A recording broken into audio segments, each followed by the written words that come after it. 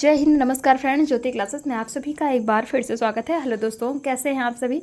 I hope आप सभी बहुत ही अच्छे होंगे, स्वस्थ होंगे, स्टडी अपनी कंटिन्यू कर रहे होंगे। चलते हैं हमारी आज की मॉर्निंग की क्लास की तरफ। सभी को सुप्रभात, गुड मॉर्निंग। देखते हैं आज के दिन क्या है कुछ खास। तो आज है 17 सितंबर। जी हाँ, आज डेट क्या है 17 सितंबर और बज रहे हैं सुबह 9:05। और आज के दिन कौन सा दिवस मनाया जाता है इसके बारे में हम जानेंगे और साथ ही साथ हम पढ़ेंगे क्या कार्बोस के कार्य के बारे में। बट क्लास स्टार्ट करने से पहले आप सभी से रिक्वेस्ट है, चैनल पे फर्स्ट टाइम विजिट किए हैं, चैनल को लाइक शेयर सब्सक्राइब करें, अपना फीडबैक हमें दें और इस क्लास को हमारे जितने भी लर्नर्स हैं उन सभी के पास शेयर करें ताकि वो भी हमारे साथ जुड़ के अपनी स्टडी कंटिन्यू कर सके, क्योंकि इस चैनल के माध्यम से आपको होम साइंस की complete preparation plus GK GS की भी क्लास प्रोवाइड कराई जाती है। चाहे आप किसी भी एग्ज़ाम की प्रिपरेशन कर रहे हो तो सभी एग्ज़ाम के लिए आपकी जो करंट अफेयर्स की क्लास है या फिर जीके जीएस हम जो करते हैं डेली, ध्यान दीजिएगा, या तो आपकी करंट अफेयर या फिर जीके जीएस दोनों में से एक की क्लास आपको डेली प्रोवाइड कराई जाती है, जो कि हर एक एग्ज़ाम के लिए बहुत ही महत्वपूर्ण है। शॉर्ट्स के माध्यम से भी हमने उसको स्टार्ट किया है, जैसा आपका फीडबैक होगा उसी लिए उसको लॉन्ग फॉर्म में भी लाएंगे। तो प्लीज़ आप उसके लिए भी अपना फीडबैक दिए। जो आपको करंट अफेयर्स की क्लास प्रोवाइड कराई जाती है या फिर जो जीके जैसी क्लास आपको मिलती है वो क्लासेस कैसी लगती है, उसके लिए भी अपना फीडबैक अवश्य दें। उसी के अनुसार हम अपनी स्ट्रेटजी आगे बढ़ाएंगे।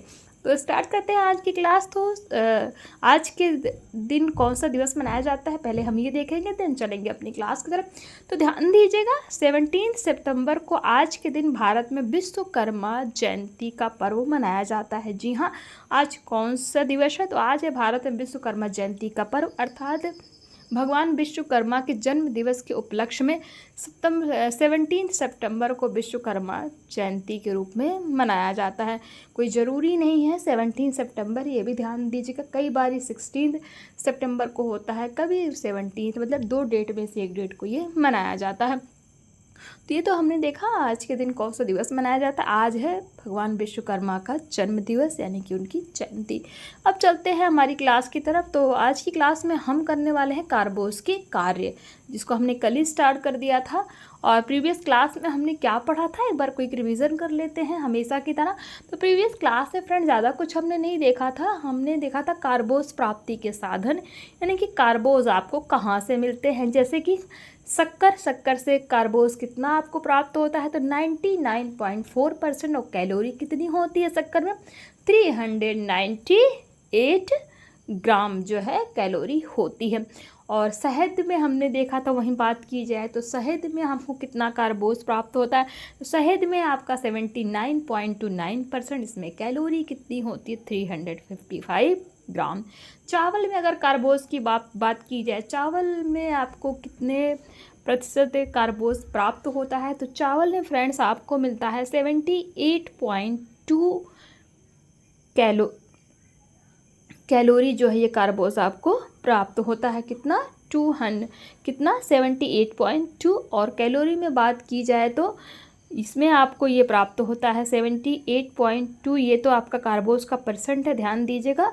और कैलोरी कितनी है? 351 ग्राम। किसमें? चावल में। तो ऐसे हमने गेहूं में भी देखा था, मैदा, किशमिश, अंजीर, खजूर है, केला, गाय के दूध में कितना आपको कार्बोस प्राप्त होता है। तो ये सारी चीज़ें हमने देखी थी। आप इसको डिटेल में जानने के लिए प्रीवियस क्लास को देख सकते हैं, बहुत ही इंपॉर्टेंट क्लास थी ये। और साथ ही साथ हमने कार्बोस के कार्य के अंतर्गत हमने देखा था कार्बोस के कार्य क्या है, तो शरीर को ऊर्जा प्रदान करना।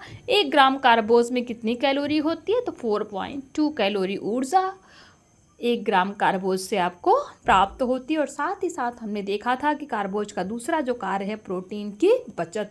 तो कार्बोज के कार्य में हमने शरीर को ऊर्जा प्रदान करना और दूसरा प्रोटीन की बचत, ये 2 पॉइंट्स हमने कवर किए थे। ये हमारी प्रीवियस क्लास थी। आई होप आपका एक बार क्विक रिवीजन हो गया होगा। चलते हैं हमारी आज की क्लास की तरफ। तो कार्बोस का जो तीसरा कार्य है क्या है? विटामिन बी समूह के संश्लेषण में, अर्थात for the synthesis of vitamin B groups. Lactose, जिसको हम क्या कहते हैं? दुग्ध शर्करा, विटामिन बी समूह संश्लेषण के लिए आवश्यक होता है। क्या? जो लैक्टोज अर्थात दुग्ध शर्करा जो होता है विटामिन बी समूह के संश्लेषण के लिए क्या होता है? आवश्यक होता है। मनुष्य की एक छोटी आंत यानी कि स्मॉल इंटेस्टाइन में कुछ ऐसे जीवाणु उपस्थित होते हैं जो विटामिन बी समूह के संश्लेषण में सहायक होते हैं। कहाँ उपस्थित होते हैं? मनुष्य के स्मॉल इंटेस्टाइन्स में। इन जीवाणुओं के जीवित रहने तथा वृद्धि विकास करने के लिए ऊर्जा की आवश्यकता होती है।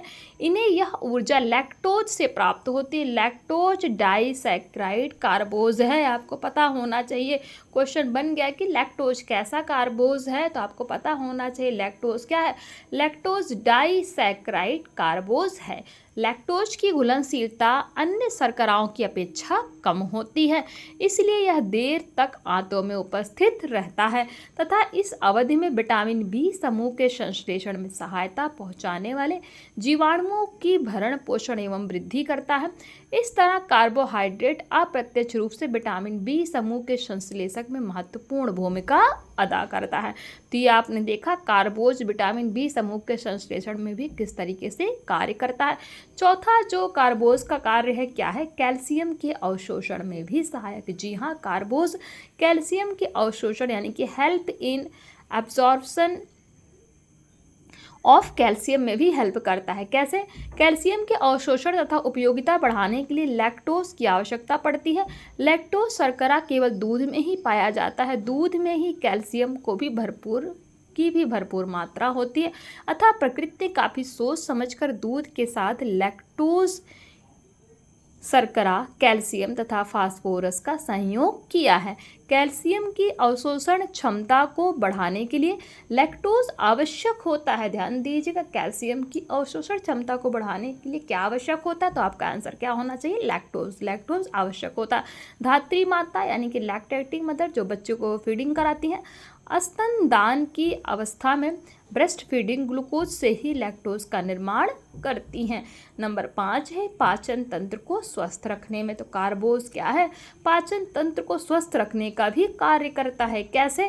To keep healthy to digestion system. से देखते हैं, आहार में रफेज का होना नितांत आवश्यक, यानी कि किसका? फाइबर्स का।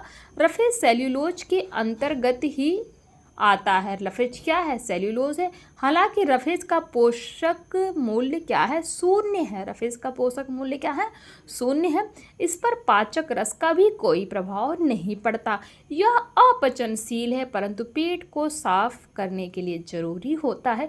यह आंतों की क्रमाकुंचन गति यानी कि पेरिस्टाल्टिक मूवमेंट को बढ़ाता है तथा भोजन को आगे की ओर सरकाता है। इस प्रकार जो भोज्य पदार्थ जैसे मैदा के कण, चावल के सूक्ष्म कण आदि आंतों से चिपक जाते हैं, वे भी आंतों से छूटकर इनके साथ मिल जाते हैं और मल के निर्माण में सहायक होते हैं। रफेज में जल अवशोषित करने की विलक्षण क्षमता होती, इस कारण यह मल की परिमाण को क्या करता है? बढ़ाता है। रफेज की उपस्थिति के कारण मलाशय से मल सरलतापूर्वक सुगमता से बाहर निकल जाता है। यह कब्ज यानी कि कॉन्स्टिपेशन से बचाता है। कब्ज से बचने के लिए आहार में पर्याप्त मात्रा में रफेज होना चाहिए, यानी कि फाइबर्स का होना बहुत ही आवश्यक है। तो छठा जो कार्य है हमारा कार्बोज का क्या है? रक्त में कोलेस्ट्रॉल स्तर को भी कम करता है। जी हाँ, जो कार्बोज है वो हमारे ब्लड में जाकर कोलेस्ट्रॉल स्तर को भी कम करता है, अर्थात to decrease the cholesterol level in blood. कैसे? वो भी देखते हैं। हृदय रोग से बचने के लिए, अर्थात जो हार्ट अटैक है उससे बचने के लिए रक्त में कोलेस्ट्रॉल की मात्रा कम होना आवश्यक है। आहार में उपस्थित रफेज शरीर में कोलेस्ट्रॉल की मात्रा को निम्न प्रकार से कम करता है। कैसे? नंबर 1 है रफेज उन जीवाणुओं के वृद्धि एवं विकास में सहायक होते हैं जो पित्त अम्ल का विघटन करते हैं। ये पित्त अम्ल अवशोषित कोलेस्ट्रॉल को स्वतंत्र कर देते हैं। फलतः इसके परिणाम स्वरूप क्या होता है? रक्त में कोलेस्ट्रॉल की मात्रा कम हो जाती। नंबर 2, रेशेदार भोज्य पदार्थ कोलेस्ट्रॉल के साथ मिल जाते हैं और मल के साथ ही बाहर निकल जाते हैं। इस प्रकार कोलेस्ट्रॉल का अवशोषण दर छोटी आंत में काफ़ी कम हो जाता है। रक्त में कोलेस्ट्रॉल की मात्रा कम होने से हृदय संबंधी रोग कम हो जाते हैं, क्योंकि कोलेस्ट्रॉल रक्त धमनियों में पहुंचकर इनके दीवारों के भीतर जम जाते हैं और क्या करते हैं? इन्हें कठोरता प्रदान करते हैं। इससे रक्त नलिकाओं की ल्यूमेन काफ़ी छोटी हो जाती है। इस फलतः क्या होता है, रक्त प्रवाह की गति काफ़ी धीमी हो जाती है। हृदय में वांछित रक्त ना पहुंचने से हृदय संबंधी रोग उत्पन्न हो जाते हैं।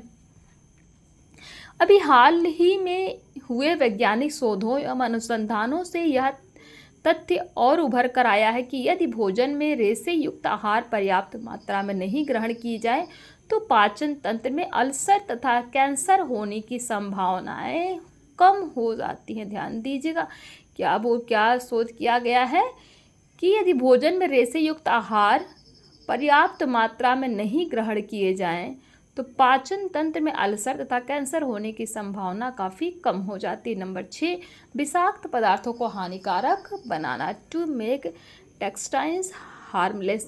कार्बोज कुछ विषाक्त पदार्थों को बिल्कुल हानिकारक बना देता है। उदाहरण, पाचन क्रिया के दौरान ध्यान दीजिएगा, क्या ग्लाइकोरोनिक अम्ल उत्पन्न होता है। यह अम्ल विषाक्त होता है। इस अम्ल को कार्बोस फिनोलिक हाइड्रोक्सिल समूह के साथ मिला देता है, जिससे ग्लाइकोरोनिक अम्ल का विषैला प्रभाव नष्ट हो जाता है। यदि यह प्रक्रिया नहीं हो पाती है तो शरीर में यौन हार्मोन्स का अत्यधिक मात्रा में स्त्राव होने लगता है। नंबर 7 है यकृत को स्वस्थ रखने में, to keep healthy to liver. यकृत को स्वस्थ बनाए रखने में कार्बोज की अहम भूमिका होती है। यकृत विषैले तथा हानिकारक जीवाणुओं का नाश ग्लाइकोजन की उपस्थिति में ही करता है। यदि यकृत में ग्लाइकोजन की भरपूर मात्रा नहीं होती है तो विषैले पदार्थ हानिकारक जीवाणु आदि जैविक अंगों के मुख्य तंतुओं तक पहुंचकर उन्हें क्षतिग्रस्त कर सकते हैं। फलतः व्यक्ति रोगी हो सकता है। इसलिए यकृत में उच्च ग्लाइकोजन स्तर को बनाए रखना अत्यंत आवश्यक है। तो ये आपने देखा है, यकृत को स्वस्थ रखने में भी कार्बोज का जो कार्य है कितना महत्वपूर्ण है। नंबर 9 है नाड़ी संस्थान को स्वस्थ रखने में भी कार्बोज हेल्प करता है, to keep healthy to nervous system. कैसे? केंद्रीय नाड़ी संस्थान तथा मस्तिष्क को स्वस्थ बनाए रखने के लिए ग्लूकोज क्या है, नितांत आवश्यक है। हर सेकंड मस्तिष्क तथा नाड़ियों को ग्लूकोज की आवश्यकता पड़ती है।